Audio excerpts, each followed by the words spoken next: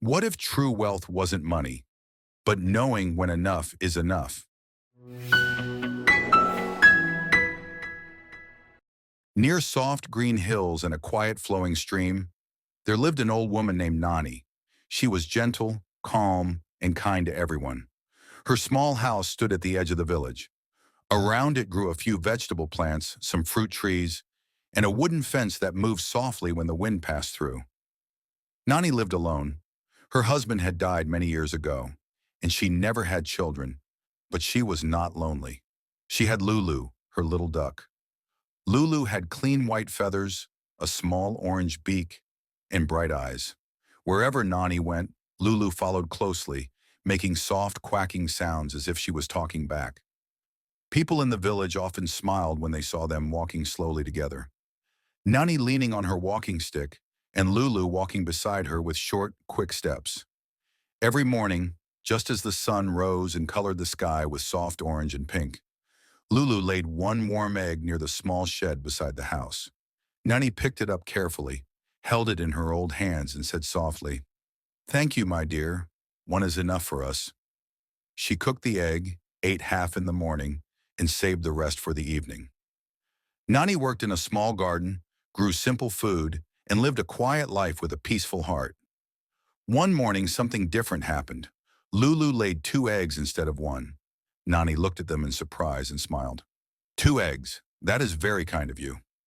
She cooked one egg for herself and took the second egg to the village market. She did not ask for much money, only enough to buy a little rice and some jaggery. From that day on, Lulu laid two eggs every morning. Soon, villagers began to notice. "You should sell both eggs," one said. "Feed the duck more. Maybe she'll give three eggs," said another. "You could buy more ducks and make good money," someone else suggested. But Nani only smiled and replied, "One egg for me and one for others. That is enough." She gave extra eggs to poor families, to hungry children walking home from school, or quietly left them at a neighbor's door without saying a word. Slowly, people began calling her Egg Nani, and they spoke the name with love. Then the rainy season came. Heavy rain fell for many days. The nearby stream grew wide and flooded the fields. Crops were destroyed, and many families were left with very little food. Life became hard for the village, but Lulu still laid two eggs every day. Nani had saved many eggs. She boiled some, kept others safely, and shared them with those who were struggling.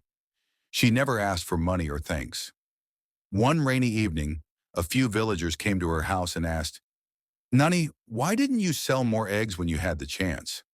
Why didn't you try to earn more?" Nani looked at them kindly and said, "Because happiness does not come from taking more and more. It comes from being thankful for what we have and sharing when others need help. I kept what I needed. The rest was meant to be shared." Lulu gave a soft quack and settled near Nani's feet, as if she agreed with every word. True happiness is not about collecting many things.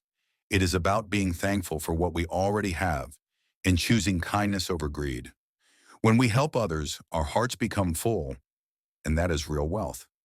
If this story touched your heart, remember there are many more stories like this waiting for you here. So take a moment and subscribe to Lamplit Tales and be part of this journey where every story teaches peace, hope, and self-discovery. Thank you for watching. Until next time, stay kind, stay calm, and keep your inner light glowing.